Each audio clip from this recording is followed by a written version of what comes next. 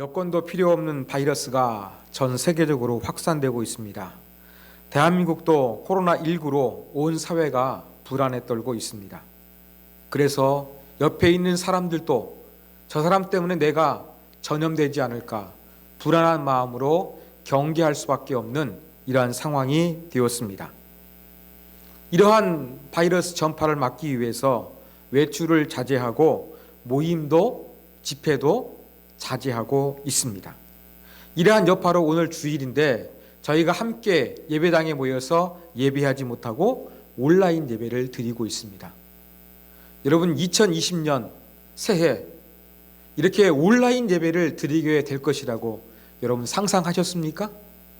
전혀 생각지도 못했던 예배의 현상이 나타나게 된 것입니다. 자, 이러한 상황, 코로나19 바이러스로 말미암아서 사람들이 움직이지 않고 모이지 않고 예배하기도 힘든 상황, 이것을 우리가 어떻게 맞이해야 될까요?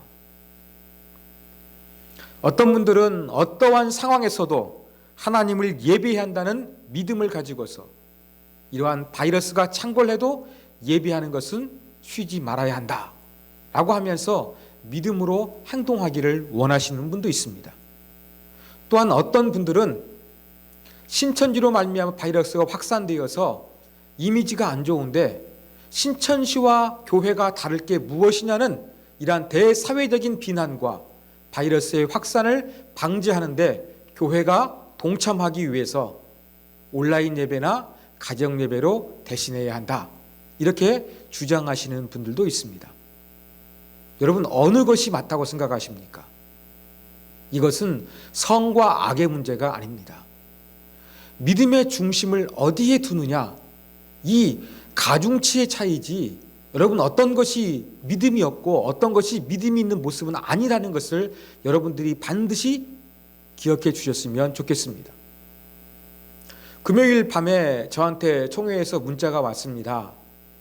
이러한 코로나19 사태로 말미암아 어떻게 예배할 것인가 명확한 입장이 전달되지는 않았습니다. 내용은 각 교회가 지혜롭게 판단하라는 거였습니다. 총회에서는 총신대 신학교 교수들에게 문의해서 온라인 예배 드리는 것이 맞느냐, 이것도 물어봤습니다. 이러한 시기에 일시적으로 가정 예배나 온라인 예배를 드릴 수는 있다. 이것을 교회에서 지혜롭게 대처하기 바란다. 이러한 문장은 아주 모호한 것입니다. 우리 교회는 온라인 예배로 드리기로 그렇게 결정을 했습니다. 코로나 바이러스 때문에 온라인 예배를 드리게 되면서 저한테 궁금한 것이 하나 있었습니다. 전염병으로 말미암아 이렇게 사회적으로 큰 혼란이 왔을 때 우리 믿음의 선배들은 어떻게 하나님을 예배했을까, 신앙을 지켰을까 궁금해졌습니다. 아마 가장 대표적인 것이 중세의 패스트, 흑사병이었습니다. 중앙아시아에서 발원된 것으로 추정되는 이 패스트는 교역료를 타고 유럽으로 퍼지게 되었는데 먼저 쥐가 사망하고 그 다음 많은 사람들, 남녀노소를 가리지 않고 죽음에 이르게 했습니다. 흑사병이 위세를 떨쳤던 단 5년 동안 사망자는 적게 잡아도 1,800명 이상이 죽었는데 당시 유럽 인구의 4분의 1 내지 3분의 1이 사망했다고 합니다. 역사상 어떤 자연재해 또 인재, 전쟁에서 죽은 숫자보다 가장 컸던 사망자가 나온 것입니다. 이렇게 전 유럽에서 흑사병으로 사람들이 죽어갈 때 사람들은 신앙을 지키기 위해서 어떻게 했을까요? 사람들은 마귀가 일으키는 병이라고 생각하여 교회에 열심히 모여서 예배하고 기도했다고 합니다. 하지만 교회에 모였던 사람들이 죽어나가기 시작하자 사람들이 모이지 않는 곳으로 이동하기 시작했습니다. 그래서 사람들이 없는 저 시골이나 빈 지부에 가서 잠시 기거했던 사람들은 생명을 유지할 수 있었다라는 책의 부분을 제가 보게 되었습니다. 오늘 말씀을 요약하면 패스트와 같이 그렇게 강렬한 것은 아니지만 전 세계적으로 또 대한민국에서 전 지역적으로 확산하고 있는 이 코로나 바이러스를 위해서 우리가 어떻게 예비할 것인가. 우리 고 목사님께서 본문을 선정했는데 야고보서 5장 말씀을 통해서 이때 기도해야 된다 라는 본문을 선정한 것 같습니다. 그런데 오늘 본문을 자세히 보면 결론적인 부분이 16절에 기록되어 있습니다. 그러므로 라는 단어로 시작합니다. 이것은 무언가 내용이나 논리의 결론적인 부분들을 언급할 때 사용하는 말입니다. 그 결론적인 내용이 바로 무엇이냐? 간단하게 말씀드리면 기도하자는 것입니다. 병이 낫도록 서로의 믿음으로 기도하자는 것입니다. 그런데 이 구절에서 제가 눈길을 끌었던 것이 있습니다. 너희 죄를 서로 고백하며 라는 부분입니다. 여러분, 우리가 죄를 고백하는데 주로 어떻게 합니까? 하나님 앞에서 합니다. 우리가 참회 기도를 드리는 것도 하나님께 올려드립니다. 그런데 사도 바울이 빌립보 성도들에게 병등자 가운데 있는데 기도하는데 어떻게 기도하라고요? 서로 죄를 고백하라고 말씀하고 있습니다. 저는 이 구절을 통해서 하나님께서 원하시는 참된 기도는 하나님께만 잘못했어요라고 고백하는 것으로 끝나는 것이 아니라 정말로 심각한 질병 앞에서 내가 무엇을 잘못했는지 우리 서로를 성찰하고 내가 상처를 주고 잘못한 것이 있다고 한다 그러면 그 사람들에게 찾아가서 용서를 구하고 화해하는 것이 주께서 원하시는 참된 믿음의 모습이라는 것을 발견하게 되었습니다. 이러한 용서하고 참여하는 믿음을 가지고 서로 함께 힘을 모아 믿음으로 기도할 때 하나님께서는 질병으로부터 바이러스로부터 자유케 치료하여 주실 것입니다.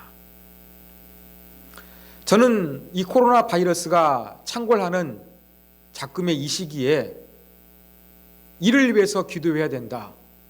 또 16절 말씀을 인용해서 우리가 기도하되 신천지 저 사람들만 나쁘다고 하지 말고 우리를 성찰하면서 우리가 죄를 자백하면서 기도해야 된다.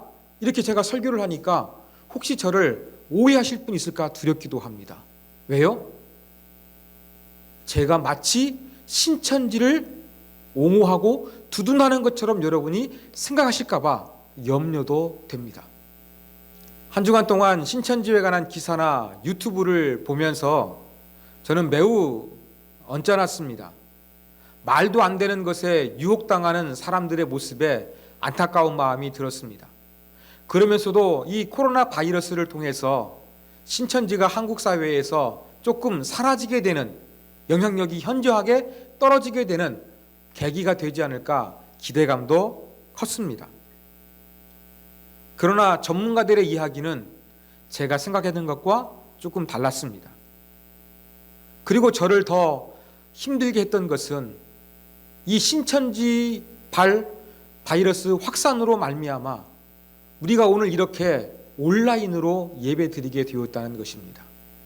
하나님을 마음껏 예배할 수 없는 현실을 맞는 부분에 대해서 고민하게 되었고 또 이러한 고민을 안겨준 신천지 집단이 매우 미웠습니다.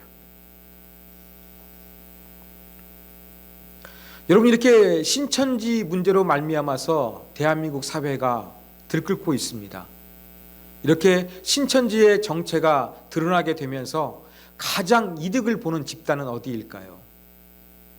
아마 여러분들이 생각하실 때에 이단의 정체가 탄로나게 되어서 그들이 더 이상 포기하지 못하면서 또 이들의 실상을 알게 되었으니까 많은 사람들이 신천지에서 나올 것이다 이렇게 예상을 합니다. 그러나 신천지를 탈퇴한 분들이나 전문가들의 주장에 의하면 이러한 문제로 인해서 신천지는 별 타격이 없을 것이라고 합니다. 물론 그들이 포기하는데 어려움은 많이 힘들고 물론 그들이 포기하는데 힘들고 어려움을 겪게 될 것은 분명합니다. 하지만 내부적인 타격은 별로 없을 것이라고 합니다. 내부적인 타격은 한때 2인자였던 이만희의 내연녀, 김남희 씨의 폭로와 같은 것이 더 충격파가 클 것이라고 이야기를 합니다.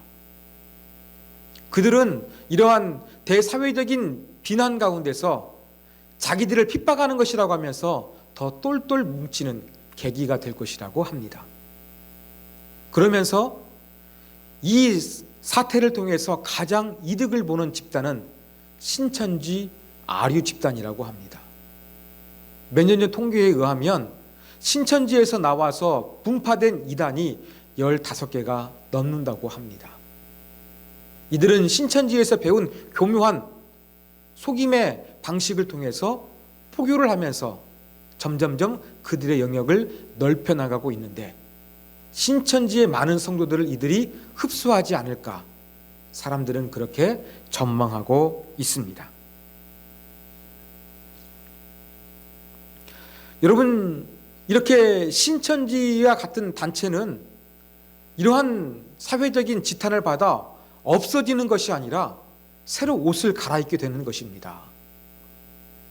오늘날의 신천지를 이끈 이만희도 박태선의 전도관에서, 유재열의 증거 장막 성전에서, 그리고 통일교회의 영향을 받아가지고 지금의 교리가 짬뽕으로 완성되었습니다. 신천지가 공격을 받아 힘이 약해지게 되면 또 다른 신천지 아류자구로서 이단은 새 옷을 갈아입고 신앙파리 장사를 계속해서 하게 될 것이라는 것입니다. 코로나 사태를 통해서 신천지의 민낯이 드러나도 여전히 이렇게 이단은 새 옷으로 갈아입고 그들의 잘못된 가르침을 전하며 그들의 주머니를 채우고 쾌락을 만끽하는 현상은 계속될 것입니다. 코로나 사태로 고통당하지만 시간이 지나면서 남는 것은 새로운 이단이라는 사실에 제 마음이 무거웠던 것입니다. 특별히 주일 예배를 어떻게 드려야 될 것인가, 저로 하여금 심각하게 고민하게 만들었던 신천지가 더욱더 미웠고 예배할 수 없는 환경으로 말미암아 저는 또한 분노하게 되었습니다. 그러던 중 오늘 말씀을 통해 제가 마음속에 품어야 할 것은 신천지를 향한 분노가 전부가 아님을 발견하게 되었습니다. 신천지를 향해서 손가락질을 할 것이 아니라 우리 자신을 되돌아 봐야 한다는 것을 발견하게 된 것입니다. 신천지 문제를 생각하면 우리 그리스도인들도 자유로울 수는 없습니다. 신천지의 문제는 사이비 이단들의 문제이기도 합니다만 사이비 이단이 그렇게 영향력을 행사할 수 있도록 하는 데는 한국교회가, 목회자가, 그리스도인들이 제대로 그 사명과 역할을 감당하지 못했다는 것을 우리가 분명히 기억해야 되겠습니다. 이러한 겸허한 자세를 가지고서 우리는 이번 사태를 바라보기를 원합니다. 그냥 순진하게 이번 사태를 통해서 이단이 무너지게 될 것이다, 이렇게 생각할 것이 아니라 이러한 사태를 통해서 이단은 또 다른 옷으로 갈아입으면서 신앙파리 장사가 계속될 것이라는 것을 기억하면서 근본적인 해결책은 한국교회가, 그리스도인인 내가 말씀 앞에 바로 서는 것이고 새로워지는 것이라는 것을 저와 여러분이 기억하는 시간이 되기를 간절히 소망합니다.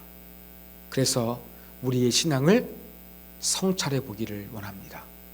하나님 앞에서 더 바른 신앙으로 올바로 설 수 있도록 하나님의 영광과 하나님의 따스한 사랑을 세상 가운데 흘러보낼 수 있는 아름다운 성도가 될 수 있도록 우리가 스스로를 겸허하게 성찰하며 하나님 말씀대로 살지 못한 부분들 바뀔 수 있도록, 한국교회가 새로워질 수 있도록, 내가 새로워질 수 있도록 깨달음을 주시고 은혜를 베풀어 주시옵소서.